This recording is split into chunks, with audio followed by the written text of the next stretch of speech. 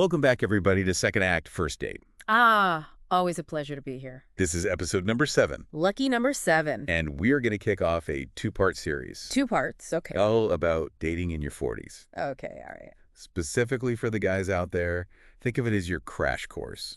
A crash course. In navigating the dating scene after? Oh, okay. What? After. Life happens. Right, yeah. Life happens, sure. Exactly. Lots of life. And we're diving deep. Ooh, a deep dive. Into an article called 9 Time-Tested Tips for Dating in Your 40s for Men. Oh, okay. To uncover those nuggets of wisdom Nuggets. that can help you not only survive, but actually thrive in the dating world. Survive and thrive. Yeah, I like that. The article is packed with practical advice. Practical advice, great. On everything from understanding yourself to choosing the right dating platform. Okay. It even delves into those sometimes awkward conversations Ooh, awkward conversations, yeah. that can come up Yeah, they do. and how to handle them with grace and confidence. Grace and confidence. I like it. I like where this is going. Right. Yeah. Like, how do you even approach dating after years of being out of the game? Oh, that's a good question. Or maybe after a divorce? Yeah. Divorce, big life change for sure. This article really gets into the nitty-gritty of those situations. Yeah, okay, good. Lay it on me. One of the most striking points the article makes is the importance of self-reflection. Oh, okay. It might sound a bit cliche, Yeah. but honestly, it's the foundation for everything else. Oh, I agree. You know, in our 20s, it was all about chasing the next exciting prospect, Dude, right? yeah. It was, for sure. But this article really emphasizes how, at our age, self-awareness becomes your secret weapon. Secret weapon. Ooh, I like that. It's like finally understanding what you bring to the table, what you're looking for, and what you absolutely won't tolerate. Yes. Boundaries. Knowing your boundaries. So important. It's about recognizing patterns in your past relationships, understanding why certain connections didn't work out, Right. and using that knowledge to make more informed choices moving forward. Like learning from those past experiences. That's so true. Yeah. It's like those dating mishaps we've all had suddenly become valuable lessons. Oh, yeah. Oh, the stories I could tell. Remember that time I accidentally called my date by my ex's name? Oh, no. Cringeworthy. I bet. For sure. Oh, yeah. But hey, Okay. I learned to double-check those details before opening my mouth. Yes, exactly. Exactly. Those experiences, however embarrassing they might have been at the time, can offer valuable insights into your dating patterns and help you avoid repeating those same mistakes. Mistakes are just lessons in disguise, right? And this ties into another point the article highlights.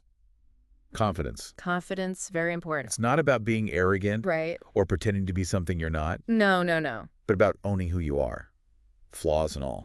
Owning it. And recognizing that your experiences have shaped you into the amazing, complex individual you are today. Beautifully said. Love it.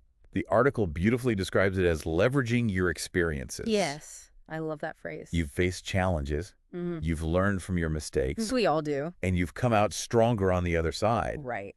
That's the kind of resilience that women find incredibly attractive. Absolutely. This bit about confidence really resonated with me. Oh, good. The article isn't saying to fake it. Yo. It's saying our experiences are proof of our resilience. Right. Exactly. It's that been there, done that, got the T-shirt vibe that comes with age. Yes. Exactly. And that confidence shines through in everything you do. Right. From the way you carry yourself to the way you interact with others. Right. It's magnetic. It is. It really is. Okay, so we've got self-awareness and confidence down, All right. Check.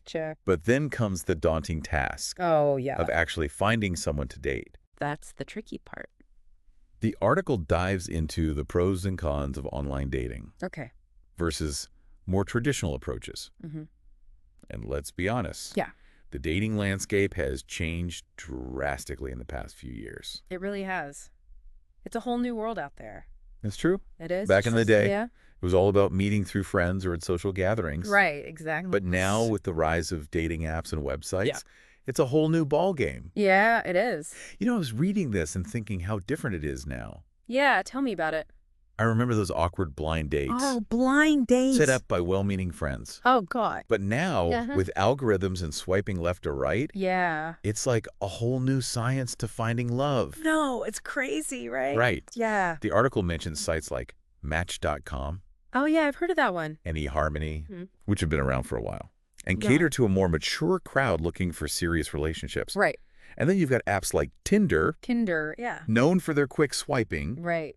and often associated with a younger demographic. Right. It could feel overwhelming. Oh, yeah, I bet. Like, where do you even begin? Right. Yeah, that's a good question. Where do you start? The article wisely points out that offline dating still has its merits. Oh, good point. Yeah. Think about joining social clubs, attending events that align with your interests, or even just striking up conversations with people you encounter in your daily life. Yeah, I like that. That's a good one. So it's about finding a balance. Balance, yeah. Maybe dipping your toes into the online world while also keeping an eye out for potential connections in real life. Yeah, right, exactly. Having options is good. Right. Exactly. It's about diversifying your approach and not putting all your eggs in one basket. Smart. And if you're feeling a bit lost in the dating jungle, Lost in the jungle, I've been there. we've got a ton of resources on our website to help you navigate the options. Okay, well, that's good. Resources are good. Yes. Yeah. Speaking of resources, Yeah? if you're enjoying this deep dive and want to connect with other listeners, Okay. share your dating wins and fails, Yeah. or just get some extra support, head over to secondactfirstdatepodcast.com. Write that down, folks. You'll find forums, Oh, cool. articles, Nice. and even recommendations for dating coaches if you're considering that route. Ooh, dating coaches. Now, once you've made that initial connection, whether online or offline, Right. the article stresses the importance of communication. Communication key. It's all about communication. And we're not just talking about text etiquette or mastering the art of the witty online banter. No, it's got to be deeper than that. We're talking about real, genuine, heartfelt communication. Right, from the heart.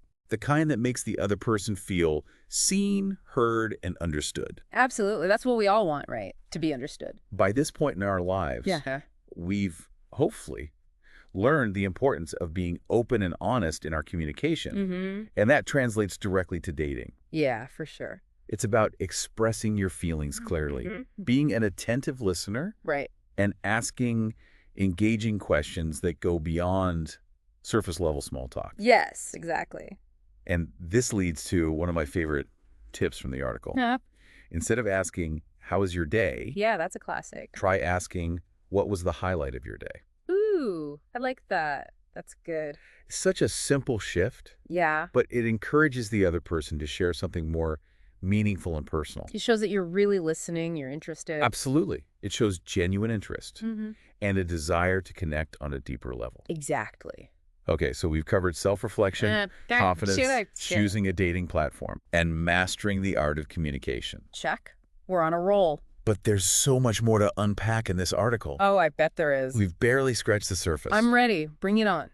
We'll be diving into more juicy topics in part 2 of this series. Ooh, juicy topics. So make sure you tune in next week for the continuation of our deep dive into dating in your 40s. Can't wait. We'll be tackling everything from navigating dating etiquette in a changing world to managing expectations and even embracing the inevitable rejections that come with putting yourself out there. It's going to be good. You know, I was thinking about something you said in the last part. Oh, yeah. About how in our 20s, it was all about chasing the next exciting thing. Which part?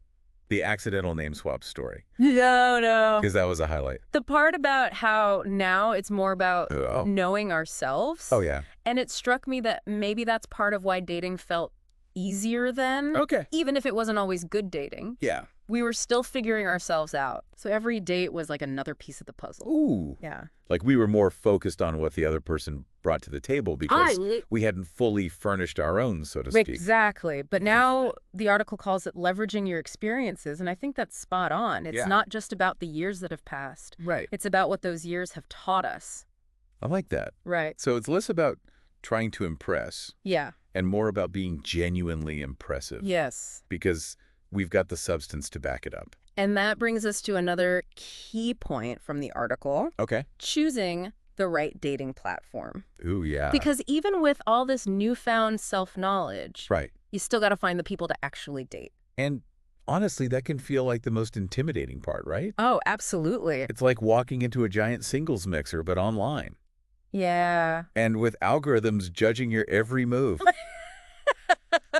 It's true. Oh, my God. The article breaks down some popular options like Match.com.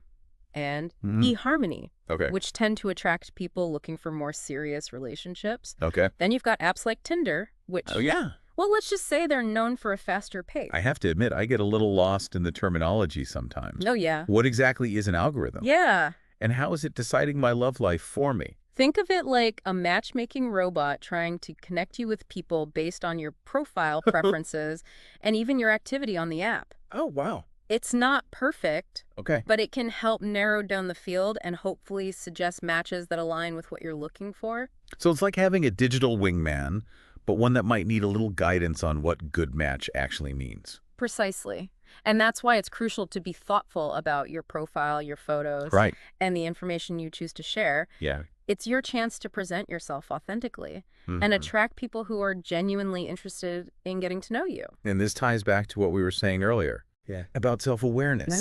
If If you know yourself well, yeah, you can create a profile that truly reflects who you are, which in turn attracts people who are more likely to vibe with you. exactly. It's about creating a connection that goes beyond superficial attraction. Right. And that brings us to the next crucial element, Okay. communication. Ah, yes, the art of conversation. It is an art. I'm pretty sure I've mastered the witty text banter. Oh, good. But what about those deeper conversations? That's where the article really shines. Okay. It emphasizes the importance of vulnerability, Mm-hmm. of being open and honest about your feelings, and of truly listening to what the other person is saying. It's about asking those insightful questions, right? Yeah. Like the article suggests, instead of the generic, how was your day? Yeah. Try something more specific, like what was the highlight of your day? Or what are you most looking forward to this week? Exactly. I It's don't know. about showing genuine interest and creating a space for meaningful conversation. You know, sometimes I think we forget how powerful simply listening can be. Mm-hmm. It's like we're so focused on making a good impression that we forget to actually hear what the other person is sharing. It's a common trap, Yeah. especially when we're nervous Yeah. or trying to impress someone. Oh, for sure. But when you truly listen, Right. you create a connection that goes beyond words. Yeah. You show that you value the other person's thoughts and feelings, Right. and that's incredibly attractive. Okay, so we've covered self-reflection, confidence, navigating the digital dating world, Check. and the art of meaningful communication. Check. But let's be real. Let's be real. Even with all the right tools and a positive mindset, Yeah. dating can still be, well, It can. a bit of a roller coaster ride. It's true. And that's why the article devotes a significant portion to managing expectations. Oh, this is a big one. It is a big one. Because, let's be honest, we all have certain hopes and dreams when we enter the dating scene. For sure. But how do we keep those expectations in check without becoming jaded or cynical? Right. That's the key. Yeah. The article encourages us to be realistic about the process, to acknowledge that it might take time to find a compatible partner, and to avoid putting too much pressure on any one date or interaction. It's like instead of seeing each date as a potential soulmate test, Right. view it as an opportunity to connect with someone new, Yeah, learn something interesting, for sure. and maybe even have a few laughs along the way. Exactly. And remember, Yeah. just because a particular date doesn't lead to a romantic connection, Right. doesn't mean it was a waste of time. Right. You might have made a new friend, expanded your social circle, Yeah. or simply gained valuable insights into what you're really looking for in a partner. You know, one of the things I've learned as I've gotten older Mm-hmm. is that sometimes the most unexpected connections can turn out to be the most meaningful. That's true. So it's important to keep an open mind and not get too fixated on a specific outcome. Absolutely. And this ties into the article's emphasis on embracing the journey. Yeah. Dating in your 40s is not a race to the finish line. Okay. It's an opportunity for self-discovery, Right. growth, and connection. I love that. It is. Yeah. Speaking of heartbreak, Oh, no. we can't talk about dating without addressing the inevitable rejections that come with putting yourself out there. Yes, rejection. It's the part of dating no one enjoys, but it's something we all have to face at some point. Yeah. And let's be honest. It doesn't get any easier with age. No, it does not. The article offers some brilliant advice It does. on reframing our perspective on rejection. Oh, good. It encourages us to view it not as a personal failure, Right. but as a learning opportunity. This is something I've had to work on Yeah. because it's so easy to take rejection personally. It is. especially when you're already feeling a bit vulnerable. Yeah. But how do you actually shift that mindset? That's the question. How do you turn a no into a no? The article suggests focusing on the things you can control, Okay. like your attitude, your approach, and your willingness to learn from each experience. It's about asking yourself, Mm. what can I take away from this interaction? Did I communicate effectively? Were my expectations realistic? Is there anything I could do differently next time? Exactly. Oh, okay. It's about using rejection as fuel for growth, Right. rather than letting it derail your dating journey. Yeah, let's be honest. But to be honest, Sometimes a rejection simply means you dodged a bullet. it's true. Maybe you weren't as compatible as you initially thought, or maybe the timing just wasn't right. It's important to remember that not every rejection is a reflection of your worth or desirability. So how do we bounce back from those inevitable rejections and keep our spirits up? That is the question. Because let's be real, dating can be exhausting. It can be. And sometimes it's tempting to just throw in the towel. I hear you. Yeah. That's where having a strong support system comes in. Oh, okay, yeah. And lucky for you, we've got you covered.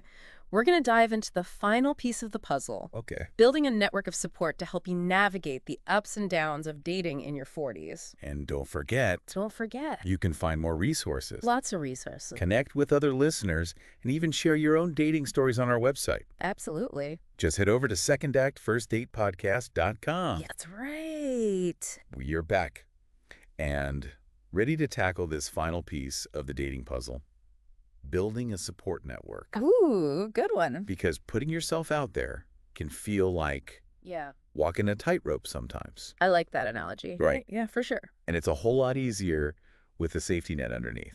We talk about dating like it's this solo mission, Right. but the article really emphasizes Yeah. how crucial your support system is, especially at this stage in life where we've got more history to process, more expectations to manage. I think sometimes we underestimate the power of just having someone to talk to vent, to celebrate with. Right. It doesn't even have to be someone who's dating themselves. Right, exactly. Someone who gets you. Yeah, the article talks about starting with your inner circle, Okay. close friends, family members Yeah. who truly understand you, maybe even a therapist. Right. These are the folks who can provide that safe space to be vulnerable, Yeah. to process those tricky emotions that dating inevitably stirs up. My mom means well, Oh, yeah. but her dating advice is still stuck in the era of Oh, no. sock hops and drive-in movies. Bless her. Not everyone in your life is going to be equipped to offer Right. the kind of support you need in the dating world. Yeah, you got to be picky. Right. It's about finding those people who are non-judgmental, Mm-hmm. who understand the modern dating landscape, Yeah, and who can offer both encouragement and a healthy dose of reality. absolutely. But it doesn't always have to be about getting advice either. Sure. Sometimes you just need someone to listen to, Yeah. validate your feelings, to remind you Yeah. that you're not alone in this crazy journey. You know, one thing that surprised me in the article was the mention of dating coaches. Oh, yeah. It's not something I'd considered before, but Yeah. I can see how having that extra layer of support could be beneficial. I was skeptical at first, too. Yeah. It felt a little, I don't know, artificial. Like we're outsourcing our love lives. Yeah, shouldn't love be this organic, spontaneous thing? But the more I think about it, Yeah. the more I see it as a form of self-investment. Okay. Like even professional athletes have coaches, right? Yeah, that's true. They're already at the top of their game, Yeah. but they still recognize the value of an outside perspective, of someone who can help them push their limits and achieve even greater success. So in the context of dating, Mm-hmm. maybe it's not about finding shortcuts to love, Right. but about gaining clarity, Yeah. building confidence, and developing those skills that can help you navigate the dating world more effectively. A dating coach can help you identify your goals, refine your approach, Okay. and work through any sticking points that might be holding you back. It's like having a personal trainer It is. for your love life. Guiding you through the challenges Yeah. and cheering you on every step of the way. Anything that helps me avoid Right. those cringeworthy dating mishaps Oh, those mishaps. is worth considering. It's not an all or nothing proposition. Right. You can choose the level of support that feels right for you, Yeah. whether it's a few sessions to work on specific skills or a more ongoing coaching relationship. So whether it's through friends, Yeah. family, therapists, Mm-hmm. dating coaches, Yeah. or a combination of these. Right. Building a strong support network It's about is about surrounding yourself with people who lift you up, encourage you, Yeah. and help you navigate the ups and downs of dating. And speaking of support, Oh, I know where you're going with this. don't forget about the incredible community we've built I love it. right here at Second Act First Date. We've got forums where listeners can connect, share their experiences, Right. offer advice, celebrate victories. Yes. And yes, even commiserate over those awkward first date stories. It's a judgment-free zone where you can be yourself, Absolutely. ask questions, and find support from others who are on the same journey. We're always adding new resources, articles, tips, you name it. So if you're feeling a little lost, a little lonely, or just need a boost of encouragement, head over to secondactfirstdatepodcast.com and join the conversation. We're here to support you every step of the way. And with that, we've reached the end of our 3-part deep dive 3 parts, wow. into dating in your 40s. It's been a journey. It's been a wild ride, full of insights, laughter, and hopefully a few aha moments along the way. It has been a pleasure unpacking this topic with you. Right back at you. And to all you amazing listeners out there, remember, dating in your 40s can be challenging, exhilarating, frustrating, and ultimately incredibly rewarding. You've got the wisdom. You do the experience to create the love life you desire. So keep putting yourself out there, keep learning, keep growing. Keep going. And most importantly, keep believing in yourself. Beautifully said. Thanks for joining us for this deep dive. Until next time. We'll see you next time on Second Act, First Date. Over 40 and awkward. Over 40 and awkward and proud of it. Until next time, take care and happy dating.